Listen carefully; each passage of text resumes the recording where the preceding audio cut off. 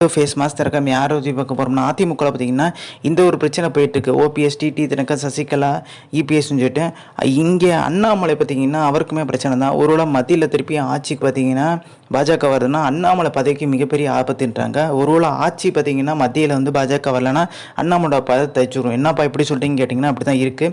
அண்ணாமலையை பார்த்தீங்கன்னா மாற்றுறதுக்கான வேலைகளில் பார்த்தீங்கன்னா கூட இருந்தவங்களே பார்த்தீங்கன்னா ஒரு உள்ளடி வேலை பார்த்துட்டு இருக்காங்க. ஸோ அண்ணாமலை ஒருவேளை இன்றைக்கி தமிழ்நாட்டில் பெரிய லெவலில் ஜெயிக்கலை பட்சத்தில், ஆட்சியும் பெரிய லெவலில் வந்து மத்தியில் பாஜக வராத பட்சத்தில் அண்ணாமலை பதவி பார்த்திங்கன்னா பறி போகிறதுக்கான வாய்ப்பு இருக்குது. ஆனாலுமே பார்த்திங்கன்னா அண்ணாமலை அங்கே ஒரு லாபி பண்ணிகிட்ருக்கார்.